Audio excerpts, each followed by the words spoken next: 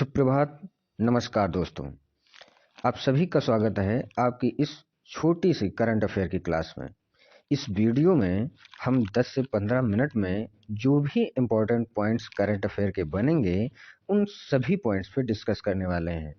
तो चलिए देखते हैं कि जो है क्या इम्पोर्टेंट करंट अफेयर्स आपके लिए बन सकते हैं। जैसा कि इसमें दिया गया है कि पंकज आडवाणी ने 26वीं जो है बार विश्व बिलियर्ड्स चैंपियनशिप का खिताब जीता है। तो अभी जाके विश्व बिलियर्ड चैंपियनशिप जो है आयोजन किया गया था international billiards and snooker federation. जैसे कि कभी कभी आपने देखा होगा कि IBSF कहीं मिल जाता, तो IBSF क्या होता है? आपका international billiards and snooker federation. तो ये अभी इसका विश्व बिलियर्ड्स चैंपियनशिप का जो है खिताब किसने जीत लिया है? पंकज जो है आडवाणी जी ने जीत लिया है। और आपसे ये भी पूछा जा सकता है कि इन्होंने किसको हराया, हराने के बाद जो है ये अपने नाम किया है। तो आपको याद रखना है जो है इसमें सौरभ कोठारी को इन्होंने हराया है, और सौरभ कोठारी भी एक भारतीय खिलाड़ी हो जाते हैं। सबसे इम्पोर्टेंट बात ये हो जाती है कि पंकज आडवाणी ने विश्व बिलियर्ड्स चैंपियनशिप का खिताब जीता तो है, लेकिन वो कौन से नंबर का है? तो ये आपका 26 नंबर का हो जाता है। तो 26 नंबर का जो है इन्होंने विश्व बिलियर्ड्स चैंपियनशिप का खिताब जीत लिया है सौरभ कोठारी को हरा करके। नेक्स्ट बढ़ते हैं। नेक्स्ट आपको दे रखा है विश्व विरासत सप्ताह 2023।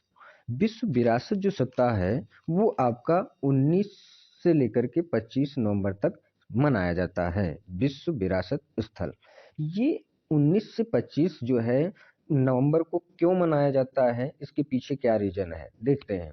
तो सबसे बड़ी बात ये है कि विश्व विरासत सप्ताह जो है वो संस्कृति और विरासत के संरक्षण को बढ़ावा देने के लिए होता है। तो किसको किसको हो जाएगा? एक तो संस्कृति, और दूसरा क्या हो जाएगा जो है विरासत के संरक्षण को बढ़ावा देने के साथ साथ इसका मेन उद्देश्य ये भी हो जाएगा कि परंपराओं और संस्कृति के बारे में जो है जागरूकता भी पैदा की जा सके। तो इस उद्देश्य के साथ जो है 19 से लेकर के 25 नवंबर तक विश्व विरासत सप्ताह सेलिब्रेट किया जाता है। इसका आयोजन यानी विश्व विरासत सप्ताह का जो आयोजन है वो आपका यूनेस्को के द्वारा किया जाता है। अब बात आई है यूनेस्को की, तो आप सभी लोगों को पता होना चाहिए कि यूनेस्को की स्थापना जो होती है वो 1945 में होती है, यानी 1945 में हो जाती है। उसके साथ ही इसका मुख्यालय पूछ लिया जाता है तो आपको बताना पेरिस में है। अगर कहीं आपको ये पूछा जाता है कि अध्यक्ष इसके कौन हो जाते हैं, तो आंद्रे अजोले जी इसके अध्यक्ष हो जाते हैं। और अगर बात करते हैं कि यूनेस्को में कितने सदस्य संख्या है, कितनी सदस्य संख्या, तो आपको बताना है 195 जो है इसकी सदस्य संख्या हो जाती है। तो ये सारे पॉइंट्स आपको याद रखना है। अच्छा, मुझे अभी जो है एक क्वेश्चन याद आ रहा है कि जैसे ये मैंने विश्व विरासत सप्ताह बताया 19 से 25 नवंबर के बीच में, तो अभी हाल फिलहाल में जो है दो को वर्ल्ड हेरिटेज साइट में शामिल किया गया है। वो दो नाम कौन कौन से हैं जिनको वर्ल्ड हेरिटेज साइट में शामिल किया गया है, तो ये आपको बताना है। चलिए मैं ही बता देता हूँ। फर्स्ट नंबर की अगर बात करते हैं तो पहला जो विश्व विरासत सूची में शामिल किया गया है वो भारत का एक ऐतिहासिक कह सकते हो बन जाएगा शांति निकेतन। क्या हो जाएगा? शांति निकेतन। और ये शांति जो निकेतन है इसको अभी हाल फिलहाल में क्या किया गया, जो है विश्व विरासत स्थल में जो है शामिल किया गया है, विश्व विरासत सूची में शामिल किया गया। ये कहाँ पड़ेगा? आपका पश्चिम बंगाल में पड़ जाएगा। यहीं पर जो है विश्व भारती का निर्माण किसने किया था? रविंद्रनाथ टैगोर जी ने यहाँ पे विश्व भारती का निर्माण किया था। तो फर्स्ट क्या हो जाएगा? शांति निकेतन, जो कि कहाँ पड़ेगा? आपका पश्चिम बंगाल में पड़ेगा, और यहीं पर विश्व भारती का निर्माण रविंद्रनाथ टैगोर के द्वारा किया जाता है। दूसरा जो मैंने होता है वो आपको याद रखना है होयसल के पवित्र मंदिर समूह। यानी कि होयसल के जो मंदिर है का एक समूह है जो कि कहाँ है, कर्नाटक में है। जैसे इसमें कौन कौन से मंदिर आ जाते हैं, बेलूर हो गया, हैलेबीड हो गया, सोमनाथपुरा हो गया। तो ये सारे मंदिरों का जो समूह है उन्हीं को क्या बोला जाता है, होयसल के पवित्र जो है, होयसल के पवित्र मंदिर समूह कहा जाता है। तो इन दोनों को अभी शामिल किया गया है और इस तरीके से विश्व विरासत जो है सूची में कितने जो है स्थल हो गए हैं, तो आपको याद रखना टोटल जो है 42 हो जाते हैं। तो इतना इस जो है पॉइंट से आपको इतनी सारी चीजें याद रखनी है। नेक्स्ट क्वेश्चन की तरफ मूव करते हैं। देखिए नेक्स्ट क्या दिया गया है कि यूएन लेखा परीक्षक पैनल के उपाध्यक्ष बने controller auditor general Girish Chandra Murmu. तो गिरीश चंद्र मुर्मू जी को क्या किया गया है, अभी यूएन यूनाइटेड नेशन लेखा परीक्षक पैनल का उपाध्यक्ष नियुक्त किया गया है। तो अगर बात आती है कैग की, सीएजी का जो है कंट्रोलर ऑडिटर जनरल की, तो अभी जाके हुआ क्या है कि 20-21 नवंबर को न्यूयॉर्क में, अब यूएन की बात आई है तो न्यूयॉर्क से रिलेटेड होगी, यूएन के मुख्यालय में एक आयोजन किया गया था बाहरी लेखा परीक्षकों का। तो उसी जो है यूएन लेखा परीक्षक पैनल का उपाध्यक्ष किसे नियुक्त किया गया है, जो है गिरीश चंद्र मुर्मू जी को नियुक्त किया गया है। और ये जो बैठक हुई थी वो जो है 63 नंबर की थी, यानी कि इसका सत्र जो था वो 63वां सत्र था। उसी में जो है गिरीश चंद्र मुर्मू जी ने भाग लिया था, जिसके चलते इन्हें यूएन लेखा परीक्षक पैनल के उपाध्यक्ष को नियुक्त कर लिया गया है।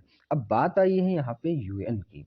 यूएन का जो है अगर बात करते हैं मुख्यालय की तो न्यूयॉर्क हो जाता है। स्थापना की अगर बात करें तो 1945 में इसकी स्थापना हुई थी यूएनओ की। एंटोनियो गुटेरेस जी जो हैं ये इसके क्या हो जाएंगे, एंटोनियो गुटेरेस ये इसके अध्यक्ष हो जाएंगे। और इसमें 193 जो है सदस्य देश हैं।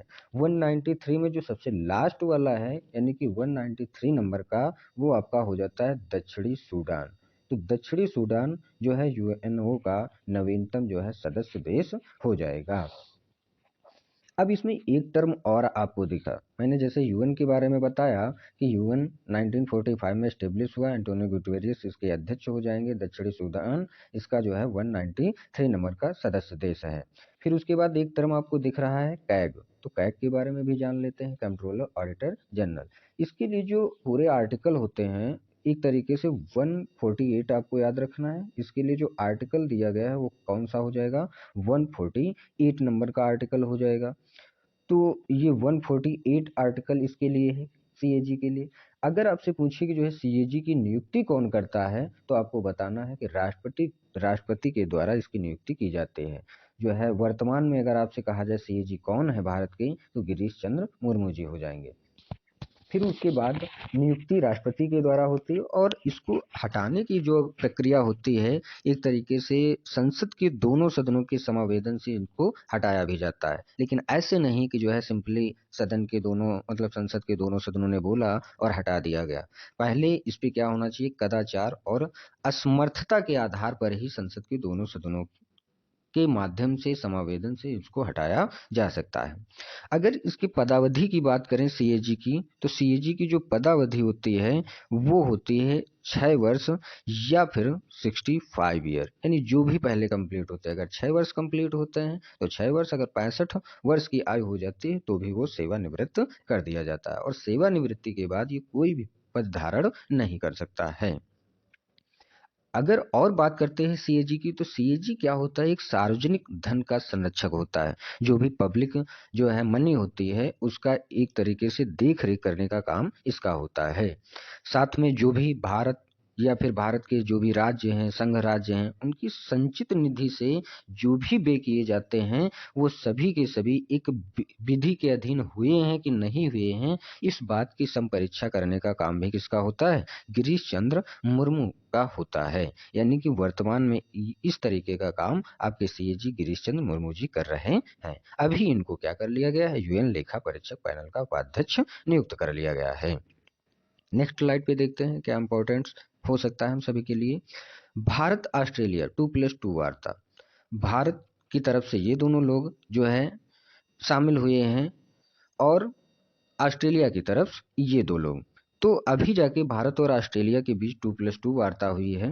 अच्छा, ये 2+2 वार्ता क्या है? तो ये एक रणनीतिक प्रारूप है और जिसमें क्या होता है, भारत और उसका जो भी सहयोगी होता है उसके विदेश मंत्री और रक्षा मंत्री जो है शामिल होते हैं। जैसे कि आपको दिख रहा होगा कि भारत की तरफ से ये राजनाथ सिंह जी हैं और ये विदेश मंत्री एस जयशंकर जी हैं, जबकि ऑस्ट्रेलिया की तरफ से देखा जाए तो ये दोनों आपको दिख रहे हैं। तो भारत और ऑस्ट्रेलिया 2+2 वार्ता क्या है? एक रणनीतिक प्रारूप होता है जिसमें क्या होता है, भारत हो या फिर उसका कोई और सहयोगी जैसे इसमें ऑस्ट्रेलिया है, इनके विदेश और रक्षा मंत्री शामिल होते हैं। ये जो वार्ता है, इस वार्ता का मुख्य उद्देश्य क्या होता है, किस उद्देश्य के साथ जो है ये वार्ता की जाती है?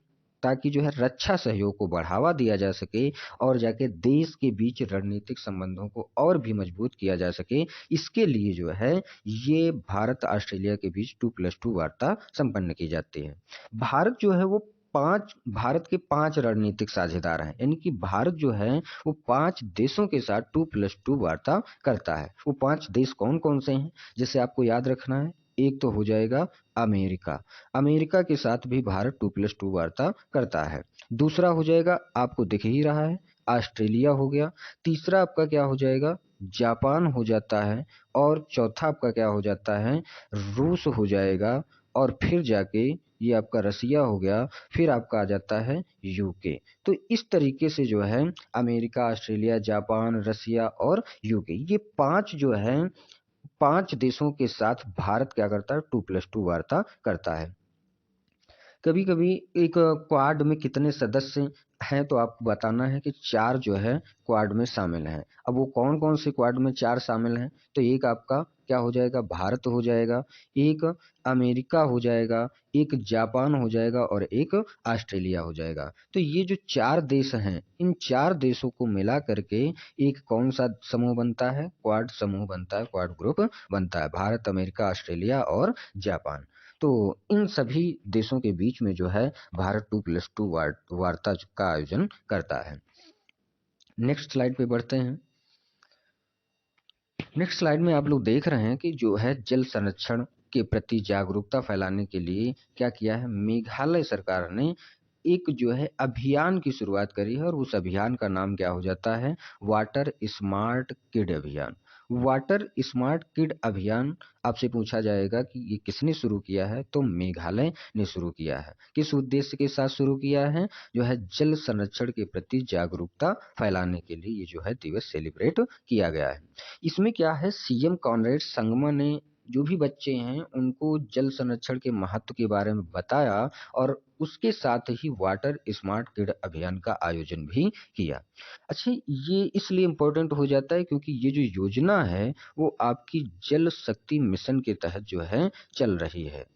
कौन सा मिशन, जल शक्ति मिशन के तहत जो है इसका जो है आयोजन किया गया है। तो ये आपको याद रखना है। जल संरक्षण के प्रति जागरूकता फैलाने के लिए मेघालय के सीएम कॉनरेड संगमा जी ने बच्चों को जल के संरक्षण के महत्व के बारे में बताया और जाके वाटर स्मार्ट किड अभियान का जो है आयोजन किया, जो कि जल शक्ति मिशन के तहत चलाया जा रहा है।